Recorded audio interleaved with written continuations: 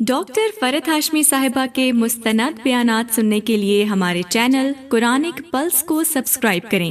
یہاں قرآن و حدیث کی روشنی میں حقیقی رہنمائی اور روحانی ترقی کے خزانے ملیں گے۔ ابھی جڑیں اور دین کو گہرائی سے سمجھیں۔ السلام علیکم ورحمۃ اللہ وبرکاتہ، نحمدہ ونصلی علی رسولہ الکریم، اما بعد فاعوذ باللہ من الشیطان الرجیم، بسم اللہ الرحمن الرحیم، رب اشرح لی صدری ویسر لی امری واحلل عقدۃ من لسانی یفقہوا قولی۔ تم اللہ سے بخشش کیوں نہیں مانگتے تاکہ تم پر رحم کیا جائے۔ یہ سورۃ النمل کی آیت نمبر 46 ہے۔ صالح علیہ السلام نے اپنی قوم سے کہا تھا، قال یا قوم لم تستعجلون بالسیئۃ قبل الحسنہ لولا تستغفرون اللہ لعلکم ترحمون۔ اس نے کہا، اے میری قوم، کیوں تم بھلائی سے قبل برائی کو جلدی مانگتے ہو، یعنی اپنے لیے عذاب کیوں مانگتے ہو؟ تم اللہ سے بخشش کیوں نہیں مانگتے تاکہ تم پر رحم کیا جائے؟ ہمارے کانٹیکس میں عام طور پر جب ہمیں کوئی تکلیف پہنچتی ہے، ہم دعا کرتے ہیں، دعا جلدی قبول نہیں ہوتی، ہم مایوس ہونے لگتے ہیں۔ تو بعض اوقات مایوسی میں ہم بد دعائیں کرنے لگتے ہیں، اور بعض اوقات اپنے لیے بھی کرنے لگتے ہیں کہ بس یا اللہ مجھے اٹھا لے اب۔ حالانکہ موت کی دعا نہیں مانگنی چاہیے۔ تکلیف کتنی بھی ہو، وہ انسان کے لیے گناہوں کا کفارہ بنتی ہے، اور اگر انسان دنیا سے چلا ہی جائے تو کیا وہ تکلیف کم ہو جائے گی؟ لہٰذا ایسے مواقع پر جب حالات تنگ ہوں، بیماری شدت اختیار کر جائے، صحت کی کوئی صورت نظر نہ آتی ہو، اور یوں نظر آ رہا ہو کہ اب آگے کا ہی سفر ہے، تو کیا کرنا چاہیے جانے سے پہلے دنیا سے؟ استغفار کی کثرت، استغفار کی کثرت۔ استغفار کی کثرت سے فائدہ کیا ہوگا؟ لعلکم ترحمون، اللہ کی رحمت آئے گی، یعنی تاکہ تم پر رحم کیا جائے۔ عذاب آنے پر تو توبہ استغفار کا کوئی فائدہ نہیں ہوتا۔ موت کے بعد تو اگر پکڑ ہو گئی تو استغفار نہیں کیا جا سکتا، اس وقت تو مہلت ختم ہو جائے گی۔ لہٰذا جو مہلت اس وقت ملی ہوئی ہے اس سے فائدہ اٹھا کر انسان اللہ تعالیٰ سے اپنے گناہوں کی بخشش طلب کرے۔ اور استغفار کا معنی بھی مغفرت طلب کرنا ہے، اور مغفرت کا معنی گناہوں کی پردہ پوشی اور ان کے شر سے بچاؤ ہے، یعنی گناہ ڈھانپ دیے جائیں تاکہ ان کی وجہ سے کوئی مصیبت نہ آئے۔ تو بندہ اللہ تعالیٰ سے استغفار کرتا ہے کہ اللہ تعالیٰ دنیا میں بھی اس کے گناہ پہ پردہ ڈال دے، اور اس کے گناہ اس کے لیے رسوائی کا سبب نہ بنے، اور آخرت میں بھی اللہ تعالیٰ ہمارے گناہوں کو ظاہر نہ کرے اور اپنی رحمت کا معاملہ فرمائے تاکہ ہم پار لگ جائیں۔ تو لفظ استغفار میں صرف غفرہ کا معنی ہی نہیں بلکہ عربی لغت کے اعتبار سے وقایا کا معنی بھی آتا ہے، یعنی بچاؤ کا معنی بھی۔ تو اللہ سبحانہ وتعالیٰ صرف ستر پوشی نہیں کرتا بلکہ وہ عذاب سے بچاتا بھی ہے، یعنی اگر وہ ہماری توبہ قبول کر لیتا ہے، ہمیں بخش دیتا ہے، تو پھر وہ عذاب سے بچا بھی دے گا۔ اور عربی زبان میں مغفر کہتے ہیں سر پہ پہنی جانے والی لوہے کی ٹوپی، جو عام طور پر جنگوں میں وہ پہنتے تھے تاکہ سر کی بچت ہو، اگر کوئی تلوار مارے یا کوئی تیر آ کے لگے۔ اگر کوئی اور کپڑا سر پہ ہو تو اس کو مغفر نہیں کہا جاتا۔ تو اس سے یہ پتہ چلتا ہے کہ استغفار صرف ستر پوشی نہیں، صرف ڈھانکنا نہیں، بلکہ عذاب سے بچاؤ کا ذریعہ بھی ہے۔ اور جب ہم استغفر اللہ کہتے ہیں تو اس کا مطلب کیا ہوگا کہ اللہ میرے گناہوں کو چھپا بھی دے، ان پہ پردہ ڈال دے، اور اس کے ساتھ ساتھ ہمیں برائیوں سے بچا بھی لے، ہم آئندہ بھی گناہ نہ کریں، اور ہماری سیئات کو حسنات سے بدل دے، اور آنے والی زندگی میں جو گناہ ہو اس سے اور دیگر گناہ سے اللہ تعالیٰ محفوظ رکھے، اور نیکی کے کاموں پر استقامت عطا کرے۔ یہ سارے مفہوم اس کے اندر آ جاتے ہیں۔ اللہ سبحانہ وتعالیٰ قرآن مجید میں خود استغفار کی ترغیب دیتے ہیں۔ سورۃ المائدہ میں آتا ہے، افلا یتوبون الی اللہ ویستغفرونہ واللہ غفور الرحیم۔ کیا یہ لوگ اللہ کے حضور توبہ نہیں کرتے اور اس سے بخشش طلب نہیں کرتے، حالانکہ اللہ بخشنے والا اور رحم کرنے والا ہے؟ یعنی کیا چیز لوگوں کو روکے ہوئے ہے کہ وہ اللہ سے معافی نہ مانگ لیں؟ غلطی تو ہر انسان میں ہوتی ہے، لیکن بہترین غلطی کرنے والا وہ ہوتا ہے جو غلطی کے بعد شرمندہ ہوتا ہے اور پھر اس کو دہراتا نہیں اور اس پر توبہ کر لیتا ہے۔ اور اس کی ہر شخص کو ضرورت ہوتی ہے، حتیٰ کہ اللہ سبحانہ وتعالیٰ نے نبی صلی اللہ علیہ وسلم کو بھی اس کا حکم دیا، وَاسْتَغْفِرِ اللَّهَ إِنَّ اللَّهَ كَانَ غَفُورًا رَحِيمًا، اور اللہ سے بخشش طلب کیجیے، اللہ یقیناً بہت بخشنے والا اور رحم کرنے والا ہے۔ گزشتہ جو انبیاء تھے انہوں نے اپنی قوموں کو استغفار کا حکم دیا۔ نوح علیہ السلام نے کہا فَقُلْتُ اسْتَغْفِرُوا رَبَّكُمْ، ہود علیہ السلام نے کہا وَيَا قَوْمِ اسْتَغْفِرُوا رَبَّكُمْ، شعیب علیہ السلام نے کہا وَاسْتَغْفِرُوا رَبَّكُمْ۔ لوگوں کو ہمیشہ بخشش مانگنے کی طرف توجہ دلائی، اس کی تلقین کی۔ ابراہیم علیہ السلام خود اپنے لیے استغفار کرتے ہیں، والذی اطمع ان یغفر لی خطیئتی یوم الدین، وہ ذات کے جس سے مجھے امید ہے کہ وہ قیامت کے دن میری خطائیں معاف کر دے گا۔ موسیٰ علیہ السلام نے اپنے لیے دعا مانگی، ربی انی ظلمت نفسی فاغفر لی، اللہ میں نے بلا شبہ اپنی جان پہ ظلم کیا ہے، آپ مجھے معاف کر دیں۔ یونس علیہ السلام نے لا الہ الا انت سبحانک انی کنت من الظالمین پڑھا۔ داؤد علیہ السلام نے ایک موقع پر جب انہیں پتہ چلا کہ اللہ نے ان کی آزمائش کی ہے، وَظَنَّ دَاؤُدُ أَنَّمَا فَتَنَّاهُ فَاسْتَغْفَرَ رَبَّهُ وَخَرَّ رَاكِعًا وَأَنَابَ، جب داؤد علیہ السلام کو یہ خیال آیا، وہ ایک سچویشن جو پیش آئی تھی ان کو کہ اس مقدمے سے دراصل ہم نے ان کی آزمائش کی، ان کا امتحان لیا، لہٰذا انہوں نے اپنے رب سے بخشش طلب کی، معافی مانگی، رکوع میں گر گئے اور اللہ کی طرف رجوع کر لیا۔ اور جب انسان ایسا کرتا ہے تو اسے اللہ کی محبت حاصل ہوتی ہے۔ ان اللہ یحب التوابین ویحب المتطہرین، کیونکہ توبہ سے انسان گناہوں سے بھی پاک ہو جاتا ہے، اور پھر یہ کہ کامیابی کے دروازے کھل جاتے ہیں۔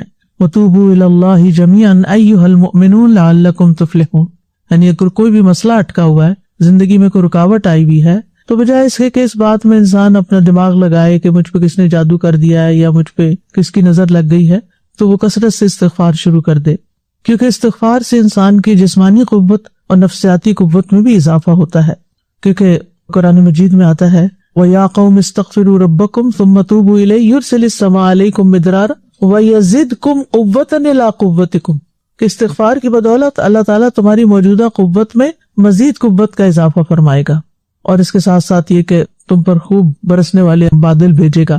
پھر اسی طرح رزق، مال اور اولاد میں اضافے کا سبب ہے۔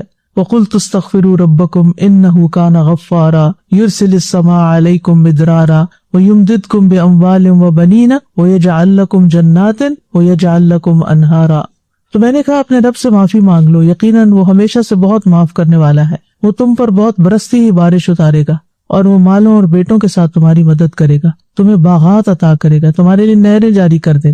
دنیا میں انسانوں کی بڑی بڑی خواہشات تو یہی ہوتی ہیں، اور اسی کے لیے وہ بھاگ دوڑ کرتے رہتے ہیں، محنت کرتے ہیں، اور اگر نہ ملے تو اسی کے لیے غم کھاتے ہیں۔ تو ایسے میں انسان کو اللہ نے منع نہیں کیا کہ دنیا کی نعمتیں اس کے پاس نہ ہوں، اگر کسی چیز کی کمی ہے تو اس کو استغفار سے پورا کیا جائے، کیونکہ استغفار ہی ان نعمتوں میں اضافے کا ذریعہ ہے۔ پھر اسی طرح ہے کہ پرسنل لیول پر سینے کی تنگی دور ہوتی ہے، انسان کے دل کی گھٹن دور ہوتی ہے۔ ابن قیم کہتے ہیں کہ سینے کی گھٹن کے اسباب میں سب سے بڑا سبب اللہ سے اعراض کرنا ہے، دل کو اللہ کے سوا کسی اور کے ساتھ جوڑنا اور اللہ کے ذکر سے غفلت کرنا ہے۔ اس کی وجہ سے انسان کا دل گھٹتا ہے اور دل تنگ ہوتا ہے اور بے چینی شروع ہو جاتی ہے۔ تو جو شخص سچے دل سے استغفار کرتا ہے، اللہ تعالیٰ اس کے دل کو تندرستی اور سلامتی لوٹا دیتا ہے، اس کا قلب سلیم بن جاتا ہے۔ اور پھر اسی طرح یہ ہے کہ جو شخص یہ چاہے کہ اس کا نامہ اعمال اسے خوش کر دے، تو اسے بھی اس میں کثرت سے استغفار شامل کرنی چاہیے، یعنی جس نامہ اعمال میں زیادہ سے زیادہ استغفار ہوگی وہ نامہ اعمال بہت خوبصورت ہو جائے گا۔ جب قیامت کے دن انسان کے ہاتھ آئے گا تو انسان شکر کرے گا، خوش ہوگا کہ شکر ہے میں نے اتنی زیادہ استغفار کی تھی۔ اور استغفار جنت میں داخلے کا ذریعہ ہے، جہنم سے بچاؤ کا ذریعہ بھی ہے۔ نبی صلی اللہ علیہ وسلم نے خاص طور پر عورتوں کو نصیحت کی تھی، یا معاشر النساء تصدقنا واکثرن الاستغفار، اے عورتوں کے گروہ صدقہ کرتی رہا کرو اور کثرت سے استغفار کرو، یعنی سب کے لیے ضروری ہے لیکن خاص طور پر خواتین کے لیے، کیونکہ میں نے دوزخ والوں میں زیادہ تر عورتوں کو دیکھا ہے۔ ان عورتوں میں سے ایک عقل مند عورت نے عرض کیا کہ ہمارے کثرت سے دوزخ میں جانے کی وجہ کیا ہے؟ فرمایا تم لعنت کثرت سے کرتی ہو اور اپنے خاوند کی ناشکری کرتی ہو، یعنی زبان کے گناہ جو ہیں وہ انسان کے لیے آگ کی کھیتی بن جاتے ہیں۔ تو بہرحال اللہ سبحانہ وتعالیٰ دن رات بندوں کی توبہ قبول کرتا ہے، دن کا خطا کار رات کو لوٹائے، رات کا دن کو لوٹائے۔ تو اللہ سبحانہ وتعالیٰ اپنا ہاتھ پھیلاتا ہے رات کے وقت تاکہ دن کا گناہ گار توبہ کر لے، اور دن کو اپنا ہاتھ پھیلاتا ہے تاکہ رات کا گناہ گار توبہ کر لے، یہاں تک کہ سورج مغرب سے طلوع ہو جائے۔ اور استغفار کا اگر وقت دیکھا جائے تو کسی بھی وقت آپ استغفار کر سکتے ہیں، ڈیلے نہ کریں، کیونکہ دن اور رات دونوں کا بتایا گیا، لیکن سحری کے وقت خاص طور پر استغفار کی تلقین ہے۔ وَبِالْأَسْحَارِ هُمْ يَسْتَغْفِرُونَ، اور سحری کے وقت وہ استغفار کرتے ہیں۔ اور ایک اور جگہ پر آتا ہے وَالْمُسْتَغْفِرِينَ بِالْأَسْحَارِ، سحری کے وقت استغفار کرنے والے۔ لہٰذا رات کے وقت جب بھی آپ کی آنکھ کھلے تو آپ استغفار کریں، اللہ سے بخشش مانگے، خصوصاً اگر توفیق ہو تہجد کی، رات کے پچھلے پہر اٹھنے کی۔ اور بعض غم، دکھ، پریشانیاں، تکلیفیں ایسی ہوتی ہیں کہ جنہیں سحری کے استغفار کے سوا کوئی چیز دور نہیں کر سکتی، یعنی کہ مجرب نسخہ ہے کہ جس شخص کی زندگی میں کوئی ایسی پریشانی ہو کہ کسی طرح نہیں وہ ٹل رہی تو وہ سحری کے وقت استغفار کو لازم کر لے، اور الحمدللہ استغفار کی برکت سے بند دروازے کھل جاتے ہیں۔ ابن قیم کہتے ہیں 4 چیزیں رزق کو کھینچ لاتی ہیں: قیام اللیل، سحری کے وقت استغفار کی کثرت، صدقہ کرنے کا خیال کرتے رہنا، ہر وقت سوچتے رہنا کیا کروں، اور صدقے میں مال بھی آتا ہے اور اس کے علاوہ بھی کسی نہ کسی بندے کو کسی نہ کسی طرح خیر پہنچاتے رہنا، اور کسی کے لیے کیا کروں۔ کچھ لوگ ہوتے ہیں نا اپنے لیے کیا کروں، تو کچھ سوچتے ہیں میں دوسروں کے لیے کیا کروں، کیونکہ ان کو پتا ہے کہ دوسروں کے لیے کریں گے تو جو خیر جاتی ہے وہ خیر واپس پلٹ کے بھی آتی ہے، وہ اپنے لیے کرتا ہے۔ احسنتم لانفسکم، نبی صلی اللہ علیہ وسلم اللہ کے رسول تھے، محبوب تھے، اگلے پچھلے گناہ معاف ہو چکے تھے، پھر بھی دن میں 100 مرتبہ استغفار کرتے تھے، تو ہمیں کم از کم 100 دفعہ تو کرنی ہی چاہیے۔ اب یہ آپ پر ہے کہ آپ کس وقت اس کو باندھتی ہیں اپنے لیے، ہو سکتا ہے آپ کرتے ہو رینڈملی، لیکن تسبیح پکڑ کے چاہے واک کرتے ہوئے ایک دفعہ تسبیح کرتے ہوئے ٹائمنگ کر لیں کہ 100 دفعہ پڑھنے میں کتنا وقت لگا ہے۔ پھر آپ جیسے کچن میں کام کرتے ہیں، ساتھ ساتھ خاموشی کے ساتھ استغفار بھی کرتے رہیں اور اپنا ٹائم پورا کر لیں، اور اگر اس سے زیادہ ہو جائے تو اور بھی زیادہ اچھا ہے۔ اور ویسے تو یہ کہ اپنے گھر میں، کھانے کے وقت، چلتے ہوئے، بازار میں، گاڑی میں، کسی مجلس میں، کسی بھی وقت آپ استغفار شروع کر سکتے ہیں۔ نبی صلی اللہ علیہ وسلم نے سکرات الموت میں بھی استغفار کی۔ حضرت عائشہ کہتی ہیں کہ انہوں نے موت سے پہلے آپ کی طرف کان لگایا کہ آپ کیا پڑھ رہے ہیں، آہستہ آہستہ پڑھ رہے تھے، اور کہتے کہ آپ نے اپنی پیٹھ سے یعنی بیک سے میرے اوپر ریکلائن کیا ہوا تھا، سہارا لیا ہوا تھا، ٹیک لگائی ہوئی تھی، اور آپ فرما رہے تھے اے اللہ میری مغفرت فرما، مجھ پہ رحم فرما، اور مجھے رفیق اعلیٰ سے ملا۔ بعض اوقات لوگ آپ سے سوال کرتے ہیں کہ جب کوئی شخص نزا کے عالم میں ہو، یا یہ ہے کہ بالکل آخری دن آ گئے ہیں، بیمار ہے، اسپتال میں پڑا، تو کچھ بتائیں کیا پڑھنے کو کہیں؟ تو اللہم اغفر لی وارحمنی بہترین دعا ہے، اور آپ بھی اس کے لیے پڑھیں تو یہی پڑھیں۔ اگر والدین ہے تو رب ارحمہما کما ربیانی صغیرا، اللہم اغفر لہ وارحمہ، اللہم اغفر لہ وارحم، تاکہ اس کا چھٹکارا ہو جائے، اس کی جان نکلنا آسان ہو جائے۔ تو یہ چیزیں ایسی ہیں کہ جو ہمیں یاد رہنی چاہیے، ہم پریشان ہو کے سب کچھ بھول جائیں اور ہمیں سمجھ ہی نہ آئے کہ ہم نے کیا پڑھنا ہے اور کیا کرنا ہے۔ اور یہ بھی یاد رکھیے کہ اگر زندگی میں ہمیں عادت ہوگی یہ کام کرنے کی تو انشاءاللہ موت کے قریب بھی اللہ تعالیٰ یاد کرا دے گا، کیونکہ دنیا سے جانے سے پہلے انسان صاف ستھرا ہو کے جائے۔ دیکھیں اللہ سے ملاقات بھی تو کرنی ہے نا، جیسے دنیا میں کسی سے ملاقات کرتے ہیں تو انسان صاف ستھرے اپنے آپ کو تیار کر کے اس حالت میں جاتا ہے کہ پریزنٹیبل ہوتا ہے، تو یہ نہ ہو کہ ہم اللہ سے ملے اور گناہوں کی ٹوکری سر پہ اٹھائی ہوئی ہو۔ تو روز بھی استغفار کرتے رہیں، اور خاص طور پر جب کوئی بیماری ہو۔ اسی لیے اس استغفار کو میں نے شفا کی دعاؤں کے کانٹیکس میں یہاں ڈالا تھا کہ لوگ عموماً یہ بھول جاتے ہیں کہ یہ معافی مانگنے کا وقت بھی ہے، اور ویسے بھی مریض جو ہوتا ہے اس کی دعائیں قبول بھی ہوتی ہیں۔ کوئی بھی جو تکلیف میں مبتلا ہوتا ہے وہ اللہ کے زیادہ قریب ہوتا ہے، تو یہ بہترین موقع ہوتا ہے کہ انسان کو اللہ تعالیٰ اس استغفار کی بدولت شفا دے دے تو وہ بھی بہت اچھا ہے، اور اگر اس کے جانے کا وقت آ گیا ہے تو بھی استغفار کر کے جائے گا تو فائدے میں ہی جائے گا انشاءاللہ۔ اللہ تعالیٰ کے حضور پیش ہوگا تو صاف ستھرا ہوگا۔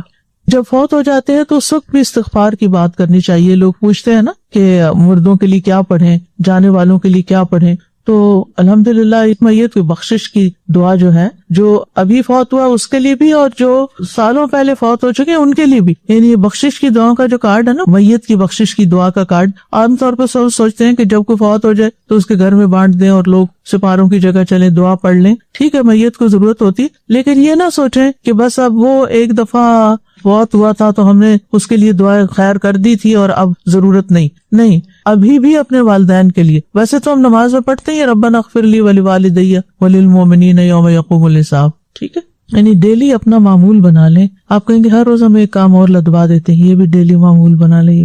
آپ دیکھیے کہ وقت تو گزر ہی جاتا ہے، اگر اپنے وقت کے ساتھ کچھ چیزیں باندھ لیں گے نا تو انشاءاللہ وہ اپنا اعمال نامہ دیکھ کے خوش ہو جائیں گے۔ آپ چلتے پھرتے بھی مانگ سکتے ہیں ربنا اغفر لی ولوالدی، اور وہ بھی ہے نا ربنا اغفر لی ولوالدی ولمن دخل بیتی مؤمنا وللمؤمنین والمؤمنات، اور یہ دعا بھی بہت اچھی ہے، اللہم اغفر لی للمؤمنین والمؤمنات والمسلمین والمسلمات الاحیاء منہم والاموات۔ آپ دیکھیے اول سے لے کے آخر تک، حضرت آدم سے لے کے اب تک جتنے بھی مومن ہیں، جتنے بھی مسلم گزرے ہیں اور جو اس پلانٹ پہ اس وقت ہیں، ملین کے قریب تو ہیں نا، جتنے بھی ہیں ان سب کے لیے آپ نے دعا کر دی. کتنی بڑی دعا ہے، سب کے لیے کر دی. اور جو سب کے لیے دعا کرتا ہے تو فرشتہ کیا کہتا ہے؟ آمین کہتا ہے. اس کے لیے بھی یہی. تو اگر ہم سب کی خیر خواہی رکھیں، کتنی دیر لگتی ہے اس دعا کو پڑھنے میں؟ یاد رکھنے کا طریقہ کیا ہے؟ مختلف کاموں، مختلف جگہوں، اوقات کے ساتھ اپنے کچھ اوراد فکس کر لیں.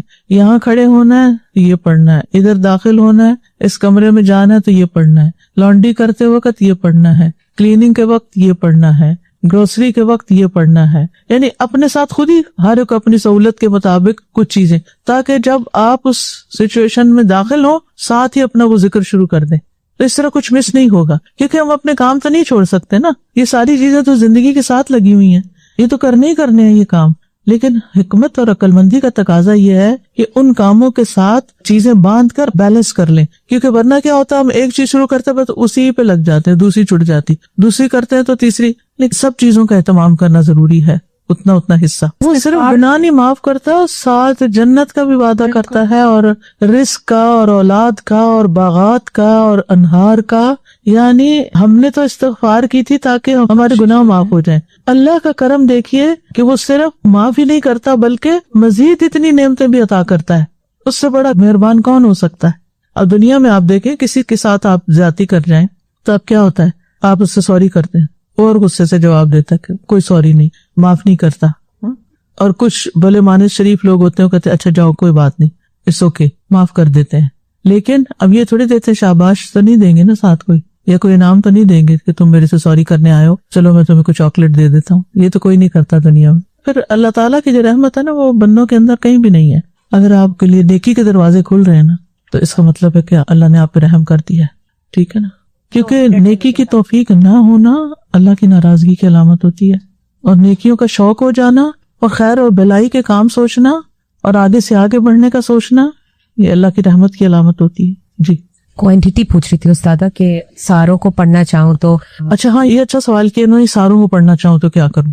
میں اس کتاب کو کیسے پڑھ رہی ہوں، اور اس سے جب تک یہ کتاب نہیں بنی تھی اس سے پہلے بھی، جیسے اشراق کے نفل پڑھنے ہوتے ہیں نا، تو میں نے اس کے ساتھ اس کتاب کو باندھا ہوا ہے. اور میں ساری کتاب ایک دن میں نہیں پڑھتی تھی. جب میں ٹریولنگ میں تھی تو میرے پاس ذرا ٹائم زیادہ تھا تو میں آگے تک بھی پڑھ جاتی تھی. اب میں کیا کرتی ہوں، ایک دن میں ایک چیپٹر اس کو اچھی طرح پڑھ لیا، اگلے دن اگلا، اگلے دن اگلا، جتنے چیپٹر ہیں اس کے بعد دوبارہ سے پھر نئے سے شروع. اور باقی چھوٹی چھوٹی جو دعائیں ہیں، جیسے اللہم عافنی فی بدنی، اور یہ تو معمول کی دعائیں صبح شام کی، یہ تو ریگولر. تو اس طرح آپ دیکھیے، اور آپ سب کے پاس کتاب ہونی چاہیے. بے شک یہ ایپ میں ہو، جہاں مرضی ہو، لیکن کتاب سامنے نظر آتی ہے نا. ایپ فون دیکھ کے تو ہمیں میسیجز نظر آتے ہیں، لیکن کتاب دیکھ کے تو ہمیں دعائیں یاد آئیں گی. تو میں نے اس کو اس طرح رکھا ہوا کہ نظر وہاں پڑے اور مجھے بھولے نہ، کیونکہ کاموں کی کثرت ہوتی ہے، انسان پھر کہتا ہے چلو بعد میں صحیح.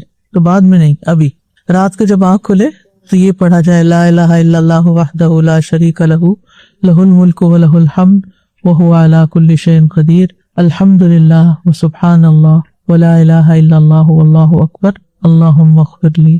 ایک اور چیز میرے ذاتی تجربے میں مجھے بہت فائدہ دیتی ہے، وہ جو سبحان اللہ والحمد للہ ولا الہ الا اللہ واللہ اکبر کی تسبیح ہے، کہ جس کو رات کا ڈر ہو رات سے ڈرے، اور دشمن کا خوف ستائے، یعنی دشمن سے پریشانی ہو.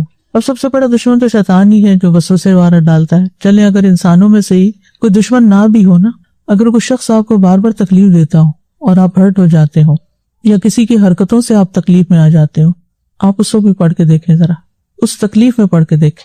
تھوڑی دیر کے بعد آپ کو لگے گا کہ جیسے کوئی بات ہی نہ ہوئی. بڑی بڑی باتیں معمولی، اور اگر دیکھا جائے تو ہوتی معمولی ہیں، ہم ان کو بہت بڑا بنا لیتے، اپنے سر پہ چڑھا لیتے، اپنے لیے بوجھ بنا لیتے. تو ضروری نہیں کہ کوئی دشمن ہی ہو. جو شخص ہمیں تکلیف میں مبتلا کرتا ہے وہ ہمارا دشمن ہی تو ہے. ایک لحاظ سے دیکھا جائے تو ہمارا خیر خواہ تھوڑی ہے.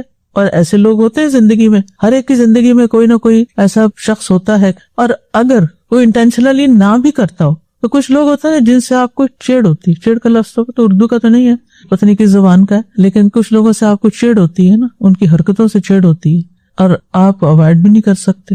ہو سکتا ہے آپ کو اپنے بچے کی کوئی عادت تکلیف دیتے اور آپ ایک دم غصے میں آ جاتے ہو. مثلاً آپ صبح اٹھا رہے ہیں اپنے بچے کو نماز کے لیے، وہ نہیں اٹھ رہا، غصہ آتا ہے، تکلیف ہوتی. تو ایسی تکلیفوں پہ وہ کیا کریں؟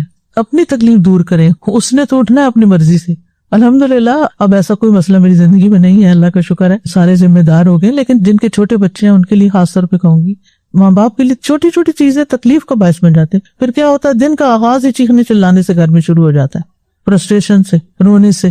جو مائیں زیادہ نماز کی پابند ہوتی ہیں تو وہ ان کے لیے تو ناقابل برداشت ہوتی ہے نا یہ بات کہ گھر میں کوئی ایسا بھی ہو جو نماز نہ پڑھے. نحوست بھی ہوتی ہے اس کی، جس گھر میں کوئی نماز نہ پڑھنے والا ہو تو اللہ کی نافرمانی سے دن کا آغاز ہوتا ہے. تو ایسی ساری چیزیں جو آپ کو بہتر کریں نا اور آپ کا سکون برباد کریں، تسبیحات سے کام لیں. وَلَقَدْ نَعْلَمُ أَنَّكَ يَضِيقُ صَدْرُكَ بِمَا يَقُولُونَ وَسَبِّحْ بِحَمْدِ رَبِّكَ وَكُن مِّنَ السَّاجِدِينَ وَاعْبُدْ رَبَّكَ حَتَّى يَأْتِيَكَ الْيَقِينُ. ہمیں پتہ ہے کہ جن باتوں سے آپ کا سینہ تنگ ہوتا ہے تو کیا بتایا گیا علاج؟ تسبیح کرو. کوئی بھی چیز آپ کے لیے پریشانی کا باعث بنی ہوئی ہے، تکلیف کا باعث بنی ہوئی ہے تو آپ کر کے دیکھیں، ٹھنڈک پڑ جائے گی. یعنی میں کتاب تو اپنی جگہ رکھتی ہوں، وہ تو میں صرف اس لیے کہ ایک عادت کے طور پر نا، لیکن ایپ کا بھی ڈیلی استعمال کرتی ہوں. الحمدللہ دعائیں ایپ جو ہے نئی اپڈیٹ آ گئی ہے جی، الحمدللہ جو یوز کرتے ہیں تو خوش ہو گئے ہوں گے. تو الحمدللہ اللہ تعالیٰ ساری ٹیم کو جزائے خیر دے کہ جنہوں نے بہت زیادہ محنت کی. آخری جو اس میں جو بہت بڑی رکاوٹ آ رہی تھی نا، جو ملٹیپل ریسائٹرز ہم نے ڈالے ہیں نا، کیونکہ ہر ایک کی چوائس فرق ہوتی ہے نا. کسی کو کوئی آواز اور طریقہ پسند ہوتا ہے، کسی کو کوئی سیکھنا چاہتا ہے، کوئی ویسے سننا چاہتا ہے، کوئی مریض کے پاس لگانا چاہتا ہے. اب جب ہمارے پاس چوائس نہیں ہوتی تو ایک ہی اگر زوردار آواز پلے کی جائے تو مریض کہتا ہے اسے بند کر دو. تو بعض آوازیں ایسی ہوتی ہیں کہ جو مریض خوشی سے سن سکتا ہے، اور پھر اگر وہ کنٹینیوسلی پلے کر رہی ہے تو اس سے کیا فائدہ ہوتا ہے کہ مجھے پہلے میں نے بتایا تھا نا کہ کسی کی والدہ کی ڈیتھ ہوئی تو وہ پچھلے 6 مہینے سے بیمار تھی اور وہ روزانہ ایپ پہ دعائیں لگا دیتی تھی اور وہ سنتی رہتی تھی، اور جب وہ فوت ہونے لگی تو وہ وہی دہرا رہی تھی نزا کے عالم میں. تو سن کے تو یاد بھی ہو جاتی ہے نا الحمدللہ. نہیں دیکھیں، ریلیشن 2 طرح کے ہوتے ہیں نا. ایک وہ لوگ ہوتے ہیں کہ جن سے ہمارا خون کا رشتہ ہوتا ہے، ہم کاٹ نہیں سکتے، یا ہمارا کوئی بزنس کا یا کوئی قریبی کے جو ان اوائڈیبل ہیں ان سے رکھنا ہی رکھنا پڑتا ہے، ٹھیک ہے. اور کچھ لوگ ایسے ہیں کہ جو فالتو سے ہماری زندگی میں ہیں، ان سے آپ آرام سے نکل سکتے ہیں، آپ ان کو چھوڑ دیں، ان کو تو چھوڑ دیں، کیونکہ بری کمپنی اور بری صحبت جو ہے وہ آپ کے اوپر منفی اثرات ڈالتی ہے، آپ کی صحت خراب ہوتی ہے، آپ کی عادتیں خراب ہوتی ہیں. لیکن جن کو ہم اوائڈ نہیں کر سکتے ان سے درگزر سے کام لیں. کوئی باتیں کرتے ہیں کر لے، مجھے کیا فرق پڑتا ہے، کیونکہ میرا یقین یہ ہے کہ نفع نقصان اللہ کے ہاتھ میں. عزت کا مالک کون ہے؟ اللہ ہے. کوئی مجھے نقصان دے ہی نہیں سکتا جب تک اللہ نہ چاہے. کسی کی سازشیں کامیاب ہو ہی نہیں سکتی. اور پھر یہ ہے کہ پلٹ کے جواب دینا جو ہے نا ایک بے برکت کام ہے، اسے کوئی برکت نہیں کہ ہم اپنا وقت اس چیز میں لگا دیں کہ ہم تحقیق کریں کس نے مجھے کیا کہا تھا، بلاؤ اس کو، گواہ لاؤ، فلانے کو لاؤ، سامنے کراؤ کس نے کہا تھا، اس تحقیق میں پڑ جائے، اپنا بھی وقت برباد اور دوسرے کا بھی، کچھ حاصل نہیں. تو اپنے کام سے کام رکھیں اور اپنا علاج کر لیں. جب دل کو تکلیف پہنچے تو اپنے اوپر کام کر لیں اور اپنی زندگی آسان کر لیں. ہم باہر کا موسم نہیں بدل سکتے لیکن اپنے لباس میں تبدیلی کر لیتے ہیں، اپنا تھرموسٹیٹ جو ہے اس کو ایڈجسٹ کر لیتے ہیں، ٹھیک ہے. کئی دفعہ دوسروں کو بھڑکانے کا ہم سبب ہوتے ہیں، وہ ریئیکٹ کر رہے ہوتے ہیں، پھر ہمیں برا لگ جاتا ہے. میں اللہ سے استغفار کرتا ہوں اور اس سے توبہ کرتا ہوں. اس دعا کے بارے میں آتا ہے، ابو ہریرہ کہتے ہیں کہ میں نے رسول اللہ صلی اللہ علیہ وسلم سے سنا، آپ نے فرمایا، اللہ کی قسم میں ایک دن میں اللہ کے حضور 70 مرتبہ سے زیادہ استغفار اور توبہ کرتا ہوں. یعنی جو 70 والی دعا ہے نا وہ یہ ہے، استغفر اللہ و اتوب الیہ. تو گناہ 2 طرح کے ہوتے ہیں نا. ایک وہ ہوتے ہیں جو ہو چکے ہیں، ہم سے ہو چکے، اب ہم ان کو انڈو نہیں کر سکتے، تو ان کے شر سے بچنے کے لیے کیا چاہیے؟ استغفار. دوسرے وہ گناہ ہوتے ہیں جن میں مبتلا ہونے کا ڈر ہوتا ہے ہمیں کہ کہیں ہم اس گناہ میں پڑ نہ جائیں. کبھی ڈر لگا آپ کو؟ یعنی بعض اوقات آپ کچھ لوگوں کو صرف اس لیے نہیں ملتے کہ آپ ان کے پاس بیٹھیں گے نا تو انہوں نے کسی نہ کسی کا گلا شکوہ شروع کر دینا. اب بعض اوقات ملنا بھی ضروری ہو جاتا ہے، کام پڑ جاتا ہے، تو پھر آپ کو سخت تکلیف ہوتی ہے. اب اس مسئلے کا حل یہ ہے کہ انسان تدبیر کرے، اللہ نے اس کو عقل دی ہے، تدبیر کرے اور ارادہ کر لے کہ میں نے جواب نہیں دینا، میں نے ہاں میں ہاں نہیں ملانی، میں نے اس کا ساتھ نہیں دینا اس ظلم میں. کیونکہ کچھ لوگ ظلم کرتے ہیں اور ہمیں ساتھ ملانا چاہتے ہیں، تم بھی آ جاؤ ساتھ. ہم کیوں آ جائیں؟ تو اس کے لیے بھی استغفار فائدہ دیتے، ٹھیک ہے. وقایا، ابھی میں نے کہا نا وقایا کا معنی بھی بچنا. تو استغفر اللہ و اتوب الیہ، اللہ سے بخشش مانگتا ہوں جو گزر چکا، اور اتوب الیہ اس گناہ میں نہیں پڑنا چاہتا، اس سے پلٹنا چاہتا ہوں، واپس آنا چاہتا ہوں، یا جو کر رہا ہوں اس کو چھوڑنا چاہتا ہوں یا چھوڑ رہا ہوں. قرآن مجید میں استغفار کے ساتھ ساتھ توبہ کا لفظ بھی آتا ہے، ٹھیک ہے. یعنی استغفار جو ہے نا وہ پچھلے گناہوں کے لیے ہوتی ہے، اور توبہ میں آئندہ نہ کرنے کا عزم بھی ہوتا ہے اور عہد بھی ہوتا ہے. اور جہاں استغفار اور توبہ کو اکٹھا ہی ذکر کیا جائے تو دونوں کا ایک معنی بھی ہو سکتا ہے کہ میں پچھلے گناہ کی معافی چاہتا ہوں اور اس گناہ کی طرف دوبارہ نہیں جانا چاہتا، میں اللہ کی طرف جانا چاہتا، اتوب الیہ، اس کی طرف پلٹ کے جاتا ہوں، نہ کہ گناہ کی طرف. تو استغفار ماضی کے گناہوں سے متعلق ہوتی ہے اور توبہ مستقبل کے گناہوں سے متعلق ہوتی ہے. سورۃ ہود میں آتا ہے وَأَنِ اسْتَغْفِرُوا رَبَّكُمْ ثُمَّ تُوبُوا إِلَيْهِ، اپنے رب سے بخشش مانگو پھر اسی کی طرف پلٹ جاؤ، آئندہ گناہ کی طرف نہیں جانا، رب کی طرف جانا، رب سے مدد مانگنی ہے. وَيَا قَوْمِ اسْتَغْفِرُوا رَبَّكُمْ ثُمَّ تُوبُوا إِلَيْهِ. تو مصائب جو ہوتے ہیں اور گناہ جو ہوتے ہیں بعض اوقات بندے کو رب کے اور قریب لے آتے ہیں، یعنی ان گناہوں پر توبہ جو ہے وہ بندے کو رب کے قریب لے آتی ہے نا. وہ کس طرح کہتے ہیں نا کہ اگر تم گناہ نہ کرو تو میں ایسے لوگ پیدا کروں جو گناہ کرے اور پھر اس پہ توبہ کرے. اللہ تعالیٰ کو توبہ اتنی پسند ہے. ٹھیک کہتے ہیں کہ عمر بن عبدالعزیز بنایا تھا ایک غلطی نے جو ان سے کروائی گئی تھی. وہ مدینہ کے گورنر تھے، تو جو خلیفہ تھا اس کی طرف سے حکم آیا کہ فلاں کو مروا دو، سزا دو فلاں. اب ان کے لیے تو ظاہر ہے کہ اوپر سے حکم آ رہا ہے، کسی بھی فوج یا کسی بھی عہدیدار کو اوپر سے کوئی حکم جاری کیا جاتا ہے تو اس کو ماننا پڑتا ہے. کر لیا، لیکن وہ اس پر اتنا پچھتاتے تھے، اتنا روتے تھے، استغفار کرتے تھے کہ اس کی وجہ سے پھر ان کے اندر زہد اور تقوی اور ایمان کا لیول جو تھا وہ بہت بڑھ گیا تھا. اب یہ جو استغفار کی بات ہے، اتنا بھی نہ سمجھ لیں کہ بس ہم نے 100 تسبیح کے دانے پورے کیے یا ہاتھوں پہ پڑھ لیا اور ہمارا قصہ پاک. اس میں شرمندگی بھی ہونی چاہیے، اس میں اپنے آپ کو ملامت بھی کرنا چاہیے اور کرتے رہنا چاہیے توبہ. یہ نہیں سوچنا چاہیے کہ اب وہ پچھلے تو میں نے معافی مانگ لی ہے بس اب ٹھیک ہے کافی ہے. تو اپنے گناہ کے شدید احساس کا ہونا بھی بہت ضروری ہے. اور پھر یہ ہے کہ یہ کیفیت اگر اللہ کے ڈر سے پیدا ہوئی ہے تو اللہ تعالیٰ انسان کو ضرور معاف کر دے گا. اگر کسی کے دل دکھانے سے رو رہے ہیں وہ ایک الگ بات ہے، یعنی بعض اوقات ہم توبہ کر رہے ہوتے، توبہ کرتے ہوئے رو بھی رہے ہوتے ہیں مگر رونے کی وجہ اللہ کا ڈر نہیں ہوتا. تو یہ نہیں ہونا چاہیے. ٹھیک ہے، تو حقیقی معنوں میں اللہ تعالیٰ کی طرف پلٹنا جو ہے یہ بہت ضروری ہے. میں معافی مانگتا ہوں اللہ سے جس کے علاوہ کوئی معبود نہیں، وہ زندہ ہے، قائم ہے، اور میں اسی کی طرف توبہ کرتا ہوں.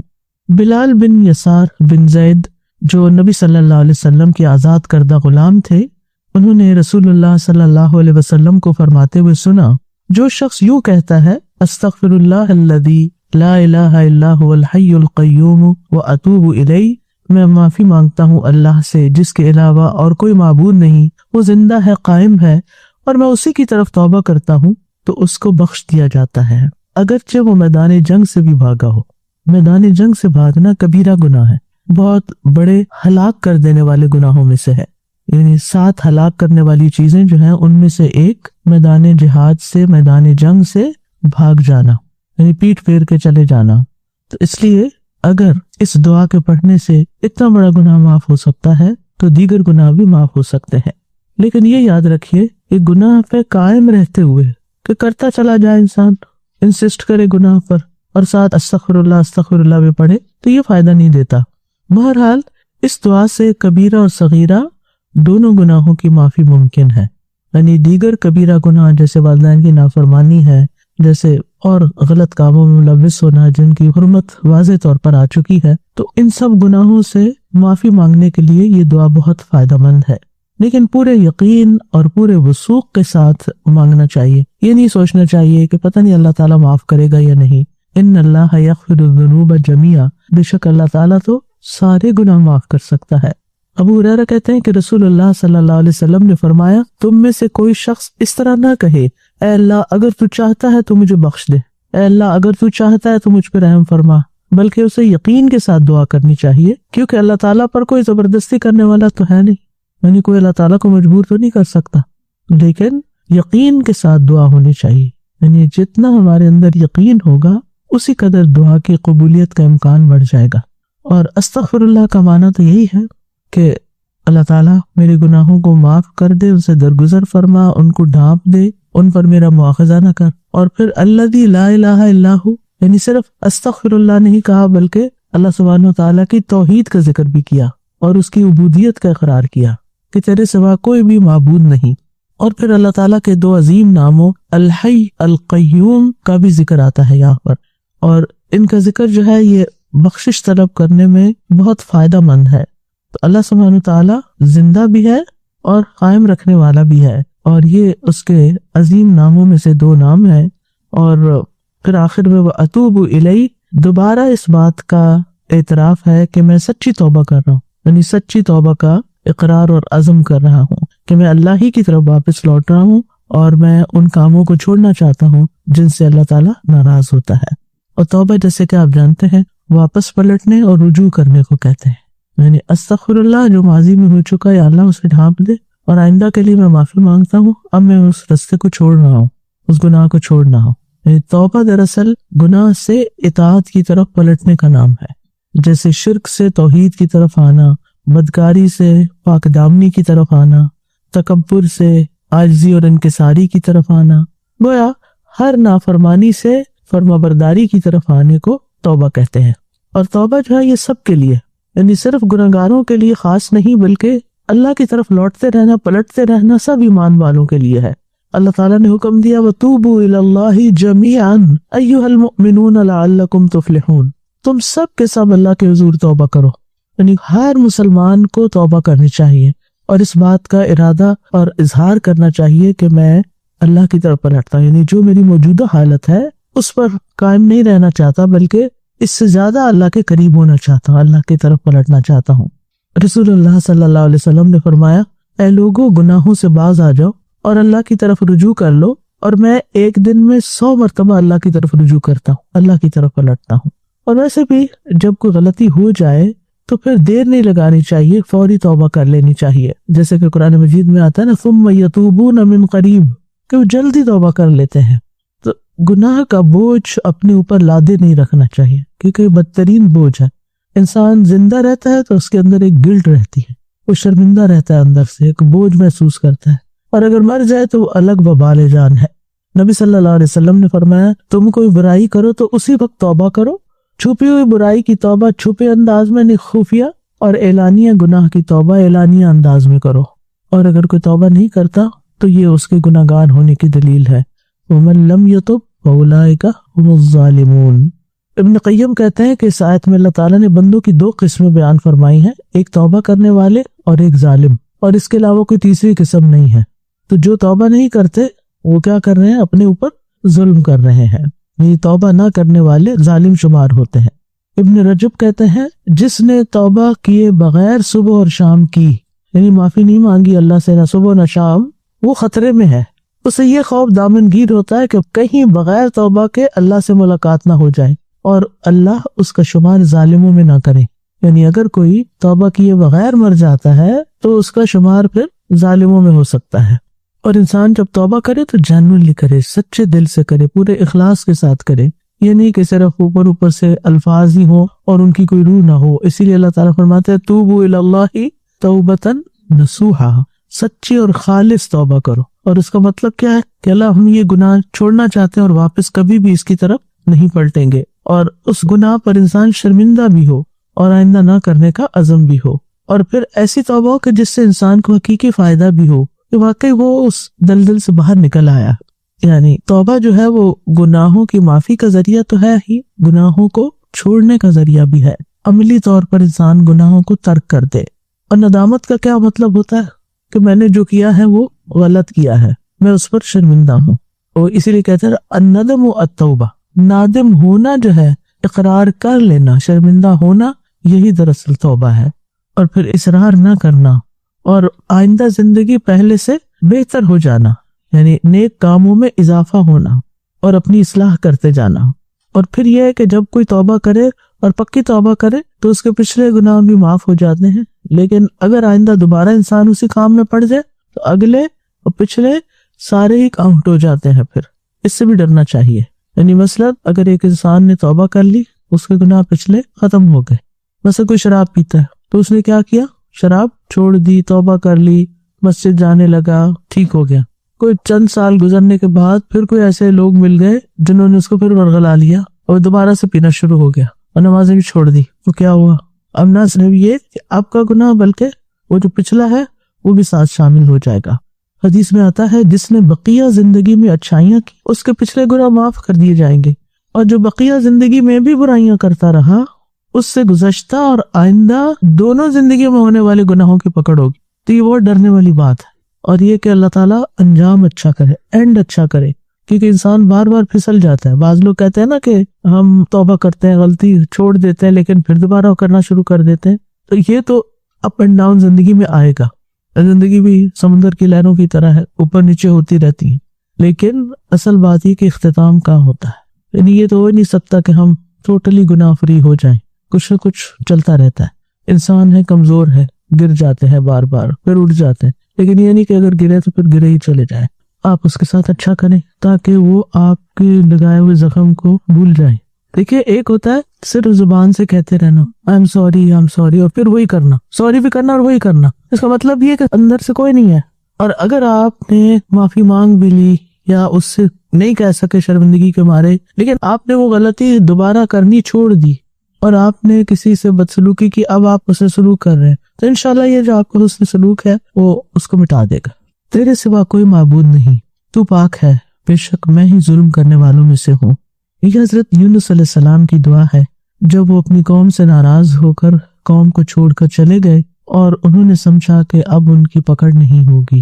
دیکھیے یہ بھی ہوتا ہے انسان کے ساتھ کہ انسان ایک غلط کام کرتا ہے اور پھر سوچتا کچھ نہیں ہوتا، اس سے کیا ہوتا ہے، میرے ساتھ بھی تو ایسا کیا گیا، یہ نہیں ہونا چاہیے.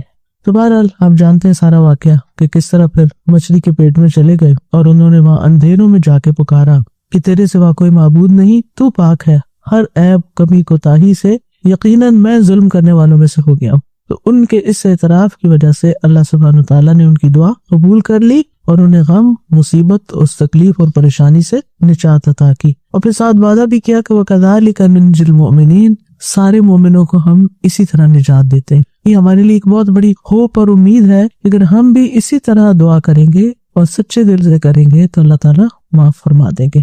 تو اس سے پتہ چلتا ہے کہ غلطی پر اڑنا نہیں چاہیے، بلکہ وہ واپس پلٹ آنا چاہیے، معافی مانگ لینی چاہیے، ڈٹ نہیں جانا چاہیے کہ میں ایسے ہی کروں گا، میں نے ٹھیک کیا ہے.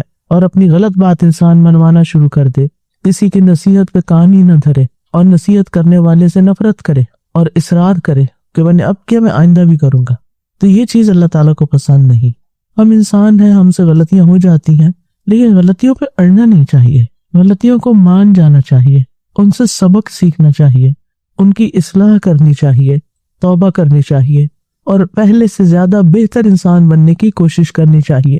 اب دیکھیں کہ ہم تو عام انسان ہیں. حضرت عمر رضی اللہ عنہ کے بارے میں آپ جانتے ہیں کہ کس درجے کے مومن تھے وہ، لیکن ان کے اندر اپنی غلطی کو ماننے کا اتنا زیادہ یہ مادہ تھا کہ وہ مبالغہ آمیز طور پر اپنی غلطی کا اعتراف کرتے رہتے تھے.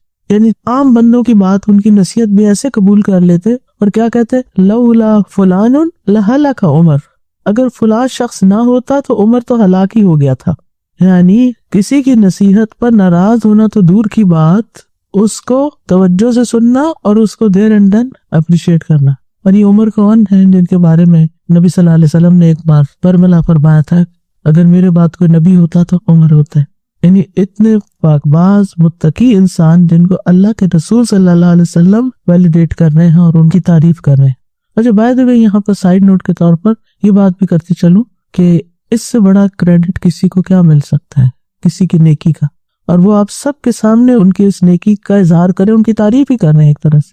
وہ ہم نے ایک حدیث پڑھ لی ہوتی ہے کہ کسی کی تعریف نہیں کر سکتے، اس کے کمر توڑ دینے کے مترادف ہے، ٹھیک ہے، لیکن وہ چاپلوسی اور مبالغہ آمیزی اور غیر حقیقی باتیں کرنا وہ درست نہیں. لیکن آپ اگر اپنے بچوں کو اپریشیٹ کرتے ہیں کسی چیز پر کہ الحمدللہ مجھے بہت خوشی ہے کہ آپ نے یہ کام کر لیا ہے، تو یہ اس کو بگاڑنے میں نہیں آتا. ہر انسان کو ویلیڈیشن چاہیے ہوتی ہے کہ اس نے اگر کوئی اچھا کام کیا تو اس کو اکنالج کیا جائے. بعض اوقات ہم کہتے ہیں ہمارے لیے کیا، اللہ کے لیے کیا نا، اللہ خود ہی جزا دے دے گا اس کو. یہ رویہ انتہائی غلط ہے. نبی صلی اللہ علیہ وسلم اپنے ساتھیوں کو کس طرح جوڑ کر رکھتے تھے، کتنا زیادہ ان سے محبت کرتے تھے اور محبت کا اظہار بھی کرتے تھے. یا معاذ انی احبک فی اللہ، اے معاذ میں تم سے اللہ کی خاطر محبت کرتا ہوں. اور اسی طرح اور بھی بہت سے واقعات ملتے ہیں جس میں آپ صلی اللہ علیہ وسلم اپنے ساتھیوں کی قدردانی کرتے ہوئے نظر آتے ہیں. تو بہرحال ہم سب کے اندر تواضع کی صفت ہونی چاہیے، عاجزی اور انکساری ہونی چاہیے، تاکہ تکبر نکل جائے زندگی سے. تکبر اتنی خطرناک چیز ہے کہ جس کی وجہ سے ابلیس کی معافی نہیں ہوئی. ابلیس نے ایک دفعہ حضرت موسیٰ سے کہا نا کہ کیا میرے لیے معافی کی کوئی صورت ہو سکتی ہے کہ میں لوٹنا چاہتا ہوں. تو حضرت موسیٰ نے اللہ تعالیٰ کے دربار میں عرض کیا تو اللہ تعالیٰ نے فرمایا کہ ٹھیک ہے پھر آدم کی قبر کو جا کے سجدہ کر لے. لیکن نہیں مانا، ضد، انا، اندر کی ہٹ درمی. یعنی یہ نہ کہا جائے مجھ سے بس میں ویسے معافی مانگتا ہوں، نہیں، جو آپ غلط کر رہے ہیں اس کو غلط کہیں تبھی معافی ہوگی. یعنی اپنی غلطی کو آپ صحیح بھی کہتے رہیں اور آپ کہیں نہیں، I'm sorry، میں معافی مانگتا ہوں، آپ اس کی اصلاح بھی کریں. تو حقیقی تواضع کیا ہے کہ انسان کے اندر سے کبر کا مادہ نکل جائے، صاف ہو جائے، کیونکہ رائی کے دانے کے برابر بھی تکبر جو ہے وہ انسان کے لیے ہلاکت خیز ہے، جنت میں جانے سے رکاوٹ ہے. اور تواضع کیا ہے کہ انسان دوسرے کی خوبی پر نظر رکھے، اپنی غلطی پر رکھے اور سلام کرنے میں پہل کرے. جیسے ہسبینڈ وائف ہیں گھر میں، تو صحابہ کا کیا طریقہ تھا، اگر کہیں جا رہے ہوتا تو بیچ میں درخت بھی آتا پھر آمنے سامنے تو پھر سلام کر لیتے. جس گھر میں سلام کی کثرت ہوتی ہے وہاں پر سب کے اندر ایک طرح سے تواضع ہوتی ہے، خیر میں پہل کر لینا. اور پھر یہ کہ زندگی میں کامیاب لوگوں کی جو صفات ہیں ان میں سے ایک کہ وہ اپنے آپ کو وہ کچھ نہیں سمجھتے مگر دوسروں کو اہمیت دیتے ہیں. یہ اچھے ریلیشن شپ کے لیے بہت ضروری ہے کہ جو لوگ آپ سے متعلق ہیں، چاہے خون کے رشتوں میں، چاہے دوستی کے رشتوں میں یا کسی بھی اور تعلق میں، آپ ان کو امپورٹنس دیں، ان کو ان کا ڈیو رائٹ دیں، ان کے مقام کو تسلیم کریں. بعض رشتے ایسے ہوتے ہیں نا جن میں جیلسیز ہوتی ہیں، پھر انسان ان کو ایکسپٹ نہیں کرتا، اکنالج ہی نہیں کرتا، ان کو اگنور کرتا ہے، ان کی طرف توجہ نہیں کرتا. تو حقیقی تواضع کیا ہے کہ انسان سب کے مقام کے مطابق ان سے معاملہ کرے، انسان کے اندر اکڑ نہ ہو، اور پھر یہ کہ انسان اپنی غلطیوں سے سیکھنے والا ہو، اس کے اندر لرننگ پروسیس جاری رہے. یہ ہو نہیں سکتا کہ ہم سے غلطی نہ ہو، کبھی انجانے میں ہو کہ بھول کے ہو جائے گی، آپ کی انٹینشن نہیں ہے پھر بھی ہوگی. اور کبھی انسان ہے نا کمزور، انٹینشن بھی ہوتی ہے، اس کو تو میں مزہ چکھا کے چھوڑوں، اور جو مزہ چکھانے لگتا ہے تو پھر زیادتی کر ہی جاتے ہیں. تو اس میں اگر اس کو احساس ہوتا ہے اور وہ اپنے ضمیر کی آواز سن لیتا ہے اور وہ جھک جاتا ہے، اعتراف کر لیتا ہے، تو اس سے اس کی قدر میں اضافہ ہوتا ہے. حدیث میں آتا ہے من تواضع للہ رفعہ اللہ، جو اللہ کی خاطر تواضع اختیار کرتا ہے اللہ تعالیٰ اس کو بلندی عطا کرتا ہے.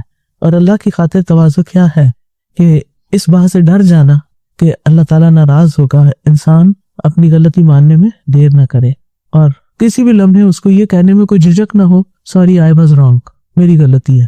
کچھ لوگوں کے منہ سے جملہ نکل نہیں پاتا، sorry I was wrong, sorry میری غلطی تھی، مجھ سے ہو گیا یہ.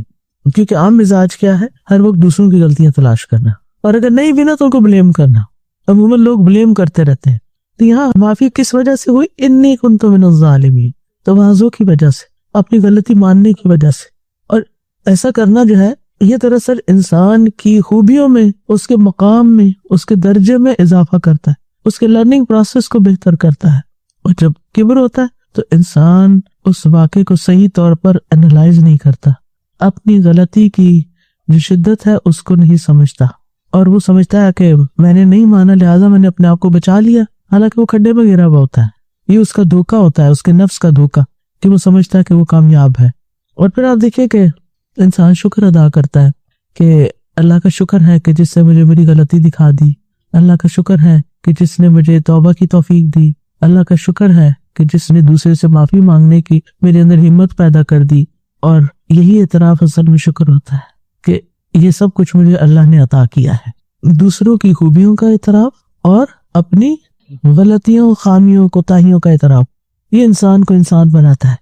کچھ سال پہلے بھی ایک سیلاب آیا تھا، تو اس میں پہلے سے پیشن گوئی تھی، تو لوگ اپنے گھر بات چھوڑ کے نکل گئے تھے. کوئی ایک آدھ ڈیتھ ہوئی تھی، انسانی جانیں بچ گئی تھی. لیکن یہاں تو بالکل قیامت کا منظر تھا کہ اگر کسی نے چائے رکھی ہے نا تو دوبارہ منہ میں ڈالنے کی مہلت نہیں ملی.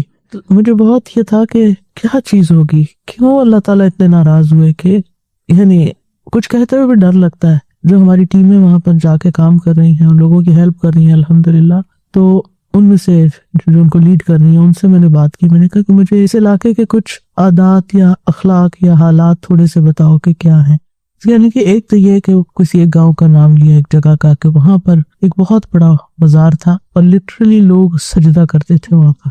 شرک جو ہے یہ ظلم عظیم ہے اور اللہ تعالیٰ کو ناراض کرنے والا ہے. یہ تو obvious سامنے نظر آ رہا تھا نا. ایک اور گناہ بھی بتایا جو وہ چھپ کے کرتے تھے اور اس کے اڈے بنے ہوئے تھے، اور عمل قوم لوط کی طرح جو. تو ہم سب گناہ گار ہیں، ہم سب کے اندر خطائیں ہیں، ہم کوئی پاک فرشتے نہیں ہیں، ہم سب غلطیاں کرتے ہیں، لیکن غلطی پر اصرار اور پھر کسی کا روکنا نہیں. یعنی اگر کوئی کر رہا ہے تو اچھا کرتا رہے ہماری بلا سے، یعنی کسی کو منع نہیں کرتے ہم. یہ بھی ہمارے اوپر فریضہ نا. آپ نے تو ماشاءاللہ سارا پڑھ لیا ہے کہ والعصر ان الانسان لفی خسر الا الذین آمنوا وعملوا الصالحات وتواصوا بالحق وتواصوا بالصبر. یہ ہم سے نکل گیا مائنڈ یور اون بزنس، اپنا کام کرو. نہیں، ہنسی مذاق اس کے اوپر میمز بننا شروع ہو جاتی ہیں اور ایک تماشا لگ جاتا ہے. تو ڈرنے کا مقام ہے، ڈرنے کا مقام ہے ہم سب کے لیے کہ ہم کوئی ایسا عمل نہ کرے کہ اللہ تعالیٰ کو غضبناک کر دیں اور اللہ کا غضب ٹوٹے. اللہ ہم سب کو عافیتوں میں رکھے اور ہمیں اپنے گناہوں کی معافی مانگنے کی توفیق دے اور دوسروں کو روکنے کی. اور اگر ہمیں کوئی کسی چیز سے روکے تو ہم اسے قبول کرنے والے ہوں. یہ بھی انتہائی ضروری ہے. اکڑ نہ جائیں کہ مجھے کیوں کہا گیا. یہ اصل خیر خواہ تو وہی ہے نا کہ جو آپ کا ہاتھ پکڑ لیتا کہ دیکھو یہ کھائی ہے، ادھر جاؤ گے تو گر جاؤ گے نیچے. اصل میں ہمارے اندر سے نہیں حس ختم ہوگی کہ کسی کو برائی سے روکنا ہے. ہم اپنے بچوں کو نہیں روکتے، ہم کہتے مائنڈ کر جائیں گے، ناراض ہو جائیں گے، ہم سے دور ہو جائیں گے. بڑوں کو نہیں روکتے کہ ماں باپ ہم سے ناراض ہو گئے تو ہمیں محروم کر دیں گے. بس ہم ہر ایک کو خوش رکھنا چاہتے ہیں چاہے اللہ تعالیٰ ناراض ہی ہوتے رہیں. میں نہیں کہتی کہ آپ بد اخلاقی برتیں، بدتمیزی سے بات کریں، لیکن ایک درد تو ہو آپ کے اندر کہ ایک شخص ہلاکت کی طرف جا رہا ہے، اس کا ہاتھ پکڑنا ہے، میں نے اس کو منع کرنا ہے کسی نہ کسی طرح. اور اگر نہیں کریں گے تو ایسا نہ ہو کہ ایسی پکڑ ہے کہ سب بیچ میں پھر پس جائیں، کیونکہ جب ایسی کو پکڑ آتی ہے تو اس میں تو نیک بد سبھی پھر جاتے ہیں نا. کن تو جو کہنا ہوتا ہے نا اس میں ایک استمرار بھی ہوتا ہے. یعنی میں ظلم کرتا ہی رہتا ہوں، تھا نہیں کہ کبھی تھا یا کیا تھا، نہیں کرتا رہتا ہوں. اور یہ اعتراف کہ غلطی سے پاک صرف اللہ کی ذات ہے. سبحانک، صرف تو پاک ہے. جو یہ کہتا ہے نا کہ تو پاک ہے تو وہ اس سے نکل آتا ہے کہ میں پاک ہوں، اور میں بڑا اچھا ہوں، میں بڑا نیک ہوں. اور کبر کیا ہے؟ دوسروں کو حقیر سمجھتے رہنا، دوسروں کی غلطیاں چنتے رہنا اور اپنی غلطی کو نہ ماننا. اور ہم بعض اوقات باہر والوں کو تو معاف کر دیتے کہ ہماری بلا سے ہم سے ریلیٹڈ ہی نہیں، جو مرضی کوئی کرے، اچھا کر رہا ہے برا کر رہا ہے اس کے اپنے لیے. لیکن ہم اپنے گھروں کے اندر، ہم اپنے ریلیشنز میں، ہسبینڈ وائف بھی ایک دوسرے کو معاف نہیں کرتے، دوسرے کو حقیر سمجھتے. یہ کم پڑھا لکھا ہے، اس کے پاس پیسے کم ہیں، میرا گھرانہ تو بہت امیر تھا، میں تو بہت پڑھے لکھے لوگوں میں سے ہوں، مجھے تو پورا قرآن آ گیا، ان کو تو کچھ دین کا پتہ ہی نہیں ہے. یہ رویہ بھی نہیں ہونا چاہیے. اگر اللہ نے ہمیں کوئی بھی نعمت دی ہے نا تو شکرانہ طلب کرتی، ہم سے شکر کرتے رہنا چاہیے، نہ کہ اس نعمت کو پا کے اکڑ اور پھر جس کے پاس نہیں اس کو حقیر سمجھے. یہ نہیں ہونا چاہیے. کتاب انزلناہ الیک لتخرج الناس من الظلمات الی النور. ظلمت نہیں، ظلمات ہیں، لیئرز ہیں، ایک کے بعد ایک اترتی ہے. اے میرے رب، بے شک میں نے اپنی جان پر ظلم کیا ہے، بس تو مجھے بخش دے. یہ دعا موسیٰ علیہ السلام نے اس وقت مانگی جب بغیر ارادے کے ان سے ایک انسان قتل ہو گیا تھا. موسیٰ علیہ السلام نے پہلے اپنی غلطی کا اعتراف کیا، انی ظلمت نفسی، پھر اللہ سے اپنے گناہ کی معافی مانگی. یعنی اے اللہ، میں نے ایک ایسے شخص کو قتل کر کے اپنے اوپر ظلم کیا ہے، اپنی جان پہ ظلم کیا ہے، جس کے قتل کی تو نے مجھے اجازت نہیں دی تھی اور ان کا ارادہ بھی نہیں تھا، لیکن ہو گیا نا. چونکہ قتل ایک گناہ، تو انہوں نے یہ نہیں کہا کہ میرا ارادہ نہیں تھا، میں نے تو سوچا ہی نہیں تھا، بلکہ کہا کہ بس کیا ہے تو پھر یہ غلطی تو تھی نا، غلطی تو ہوئی، فاغفر لی، تو میرے گناہ پہ پردہ ڈال دے اور اس کی وجہ سے میری پکڑ نہ کر. اور ظلم کیا ہوتا ہے؟ کسی چیز کو اس کے اصل مقام پر نہ رکھنا، خواہ کمی کر کے یا زیادتی کر کے، دونوں طرح، یا اسے اس کے صحیح وقت یا اصلی جگہ سے ہٹانا. اور ظلم تین طرح کا ہوتا ہے. ایک تو شرک ہے جو بڑا بھاری ظلم ہے، ان الشرک لظلم عظیم.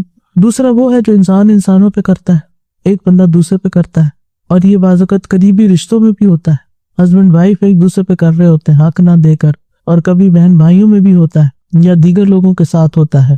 اور تیسرا وہ ظلم ہے جو انسان خود اپنی جان پہ کرتا ہے. وَمِنْهُمْ ظَالِمٌ لِنَفْسِهِ. اور اپنے اوپر ظلم وہ کام نہ کر کے دینا جس کے لیے اللہ نے پیدا کیا، گناہوں میں پڑے رہنا، شیطان کی اطاعت کرنا، اور اپنی جان پہ ایسا بوجھ ڈالنا جس کا وہ متحمل نہیں.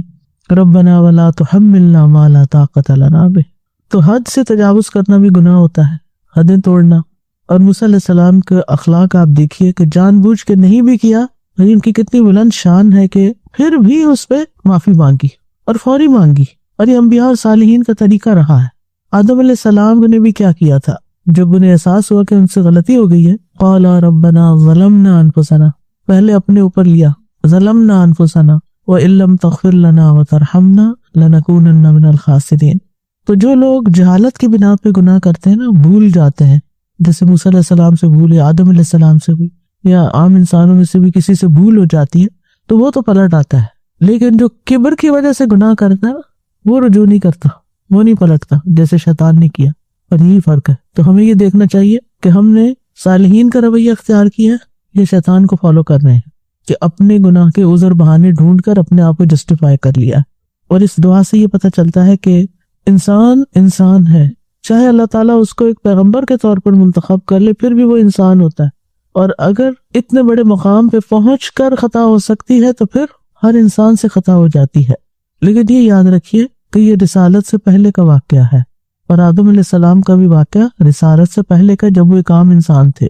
لیکن یہ یاد رکھیے کہ انبیاء سے اس قسم کی اپنی ماضی میں کوئی کمی بیشی ہو سکتی ہے، لغزش ہو سکتی ہے، لیکن ان سے کبھی اخلاقی فساد نہیں ہوا، اور پھر انہوں نے فوراً ہی اللہ کی طرف رجوع کیا۔ یہ نہیں کہا کہ یہ تو میری تقدیر میں لکھا تھا اس لیے۔ آپ نے دیکھا کچھ لوگ اس بحث میں پڑ جاتے ہیں، یہ مجھ سے ہو گیا تو پھر اس کا مطلب یہ میری تقدیر میں لکھا تھا تو اس لیے ہو گیا، ویسے میرا کیا قصور ہے؟ یہ کہنا بھی ظلم ہے۔ اللہ نے آپ کو اختیار تو دے رکھا ہے۔ بہت سے لوگ تقدیر کو بلیم کرتے رہتے ہیں۔ تو موسیٰ علیہ السلام نے فوراً اپنی رب کی طرف توبہ کی اور جلدی کی اور اللہ کی طرف رجوع کیا اور اللہ کی بارگاہ میں وسیلہ پکڑا رب کہہ کے، اور اللہ سبحانہ تعالیٰ نے ان کو معاف کر دیا۔ ڈاکٹر فرحت ہاشمی صاحبہ کے مستند بیانات سننے کے لیے ہمارے چینل قرآنک پلس کو سبسکرائب کریں۔ یہاں قرآن و حدیث کی روشنی میں حقیقی رہنمائی اور روحانی ترقی کے خزانے ملیں گے۔ ابھی جڑیں اور دین کو گہرائی سے سمجھیں۔